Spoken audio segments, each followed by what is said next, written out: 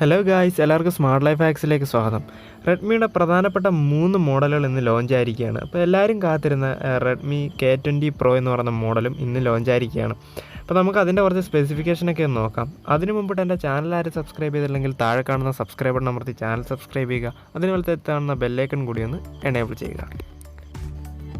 പേര് പോലെ തന്നെ ഫ്ലാഗ്ഷിപ്പ് കില്ലർ ഫോൺ തന്നെയാണ് റെഡ്മി K20 Pro എന്ന് പറയുന്നത്. അതായത് ഈ പ്രൈസ് റേഞ്ചിൽ കിട്ടുന്ന ഫ്ലാഗ്ഷിപ്പ് ഡിവൈസുകളിൽ ഏറ്റവും മികച്ച ഒരു പെർഫോമൻസ് കാഴ്ചവെക്കാൻ ഉറപ്പായിട്ടും ഇതിന് സാധിക്കും. കാരണം അതിൻ്റെ സ്പെസിഫിക്കേഷൻ എല്ലാം തന്നെ അത്രത്തോളം മികച്ചതാണ്. ഈ പ്രൈസ് റേഞ്ചിൽ കിട്ടുന്ന ഏറ്റവും മികച്ച സ്പെസിഫിക്കേഷനാണ് റെഡ്മിക്ക് ഇതിന് കൊടുക്കാൻ സാധിച്ചിട്ടുള്ളത്. ഷവോമിയുടെ മറ്റൊരു ഫോണിലും കാണാത്ത തരത്തിലുള്ള 6.3 ഇഞ്ചിൻ്റെ ഹൊറൈസൺ AMOLED ഡിസ്പ്ലേ ആണ് ഇതിനകത്ത് ഉപയോഗിച്ചിരിക്കുന്നത്. അപ്പോൾ ബാറ്ററിയുടെ കാര്യമൊക്കെ നോക്കുകയാണെങ്കിൽ നല്ലതുപോലെ ചാർജ് നിൽക്കും. കാരണം AMOLED ഡിസ്പ്ലേ ഒക്കെ വരുമ്പോൾ നല്ലതുപോലെ ചാർജ് നിൽക്കാൻ ഇത് സഹായിക്കുന്നുണ്ട്.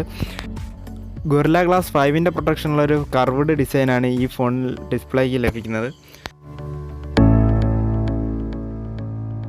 ഗായ്സ്, ഇതിൻ്റെ പെർഫോമൻസ് ഹാർഡ്വെയർ എന്ന് പറഞ്ഞാൽ വളരെ മികച്ചൊരു ഹാർഡ്വെയറാണ്. കാരണം എന്താണെന്ന് വെച്ച് കഴിഞ്ഞാൽ ഇതിനകത്ത് വന്നിരിക്കുന്ന Snapdragon 855 എന്ന് പറയുന്ന ഒരു കിടിലം പ്രോസറാണ്. അപ്പോൾ നിങ്ങൾക്ക് എല്ലാവർക്കും അറിയാം. അത് കൂടാതെ തന്നെ ഗെയിമിങ്ങിന് വേണ്ടിയിട്ട് അവർ കുറേ ഇന്നോവേഷൻസ് ഇതിനകത്ത് കൊണ്ടുവന്നിട്ടുണ്ട്. 8 ലെയർ ഗ്രാഫൈറ്റ് സ്റ്റീരിയോ കൂളിംഗ് സിസ്റ്റമാണ് ഇതിനകത്ത് വന്നിരിക്കുന്നത്. അതുകൊണ്ട് തന്നെ നമുക്ക് ഗെയിം കളിക്കുമ്പോൾ ഫോൺ ചൂടാവാതിരിക്കാൻ ഇത് സഹായിക്കുന്നു. അഡ്രീനോ 640 എന്ന് പറയുന്നത് ലേറ്റസ്റ്റ് ആയിട്ടുള്ള ഒരു ഗ്രാഫിക് പ്രോസസ്സിംഗ് യൂണിറ്റാണ് ഇതിനകത്ത് വന്നിരിക്കുന്നത്. അതുകൊണ്ട് തന്നെ നമുക്ക് ഗെയിമിംഗ് ഒക്കെ ഒരു വേറെ ലെവൽ എക്സ്പീരിയൻസ് തരാൻ ഈ ഫോണിന് സാധിക്കുന്നു. 20 മെഗാ പിക്സലിൻ്റെ പോപ്പപ്പ് സെൽഫി ക്യാമറയാണ് റെഡ്മി ഇതിനകത്ത് നൽകിയിരിക്കുന്നത്. മറ്റ് ഫോണുകളിലെ പോപ്പപ്പ് സെൽഫി ക്യാമറയിൽ നിന്നും വ്യത്യസ്തമായിട്ട് ഇതിനകത്ത് അട്രാക്റ്റീവായിട്ടൊരു ഡിസൈൻ കൊടുക്കാൻ റെഡ്മി സാധിച്ചു. അതായത് ഇത് പൊങ്ങി വരുന്ന സമയത്ത് ഇതിനകത്തൊരു LED ലൈറ്റും കൂടി കത്തുന്നുണ്ട്. മാത്രമല്ല ഇതിനൊരു ഡ്രോപ്പ് പ്രൊട്ടക്ഷൻ അവർ നൽകുന്നുണ്ട്. നമ്മുടെ കയ്യിൽ നിന്നും ഫോൺ തറയിൽ പോവുകയാണെങ്കിൽ ഓട്ടോമാറ്റിക്കായിട്ട് തന്നെ ഈ പോപ്പപ്പ് ക്യാമറ അകത്തേക്ക് പോകുന്നതാണ്. അപ്പോൾ ഇതൊരു നല്ല കാര്യമാണ്. കാരണം നമ്മൾ ഇപ്പോൾ ഉപയോഗിക്കുന്ന സമയത്ത് അഥവാ നമ്മുടെ കയ്യിൽ നിന്നും തറയിൽ പോയി കഴിഞ്ഞാൽ ഓട്ടോമാറ്റിക്കായിട്ട് ഇത് കയറി പോകുന്നു. ഇത് മെക്കാനിക്കൽ പാർട്സ് ആയതുകൊണ്ട് തന്നെ നമ്മളതിന് തറയിൽ പോകുമ്പോൾ ഇത് ഒടിഞ്ഞു പോകാനുള്ള സാധ്യതയുണ്ട്. അപ്പോൾ ഇങ്ങനെ കയറി പോകുന്നത് നല്ലൊരു കാര്യമായിട്ട് എനിക്ക് തോന്നുന്നു.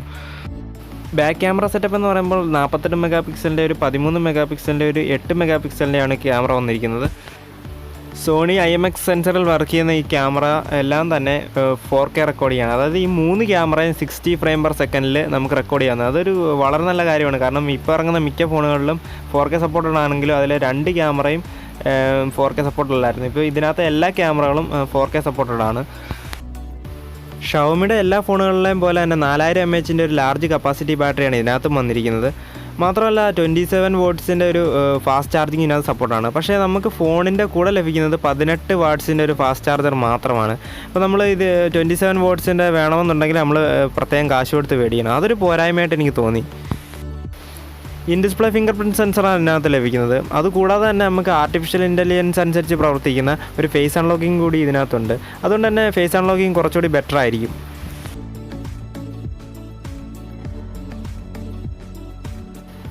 എടുത്തു പറയേണ്ട മറ്റൊരു കാര്യം, ഇതിനകത്ത് 960 frame per second slow motion video supported ആണ്.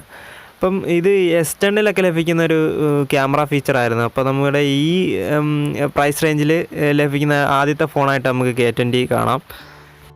മറ്റൊരു ഗുണമായിട്ട് എനിക്ക് തോന്നിയത് 3.5mm ഓഡിയോ ജാക്ക് ഇതിനകത്ത് ഇൻക്ലൂഡഡ് ആണ്. ഇപ്പോൾ ഇറങ്ങുന്ന മിക്ക ഫോണുകളിൽ ഇത് ഒഴിവാക്കി വരുന്നുണ്ട്. അപ്പോൾ നമുക്ക് ഈ വയേർഡ് ഹെഡ്സെറ്റൊക്കെ കണക്ട് ചെയ്യണമെന്നുണ്ടെങ്കിൽ ഇത്തരത്തിലൊരു ജാക്ക് ആവശ്യമായിട്ടുണ്ട്.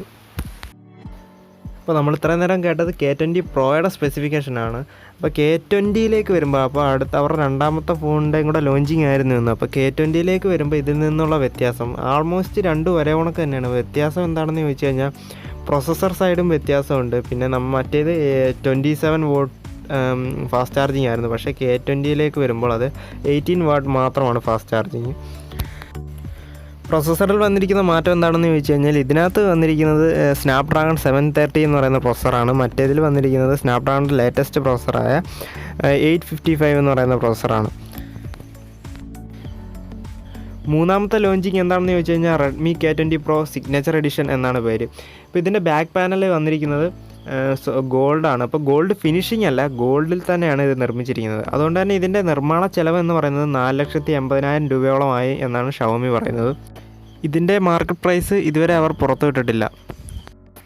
K20 Proയുടെ 8GB 256GB വേരിയൻറ്റിൻ്റെ വില 30,999 രൂപയാണ്. അതേപോലെ തന്നെ 6GB 128GB വേരിയൻറ്റിൻ്റെ വില 27,999 രൂപയും. K20യിലേക്ക് വരുമ്പം 6GB 64GB വേരിയൻറ്റിൻ്റെ വില 21,999 രൂപയും 6GB 128GB വേരിയൻറ്റിൻ്റെ വില 23,999 രൂപയുമാണ്. അപ്പോൾ നിങ്ങൾക്ക് എൻ്റെ ഈ വീഡിയോ ഇഷ്ടപ്പെട്ടു എന്ന് വിചാരിക്കുന്നു. ഇഷ്ടപ്പെട്ടെങ്കിൽ തീർച്ചയായും ലൈക്ക് ചെയ്യുക, ഷെയർ ചെയ്യുക, സബ്സ്ക്രൈബ് ചെയ്യുക. അപ്പോൾ നമുക്ക് അടുത്ത വീഡിയോയിൽ കാണാം.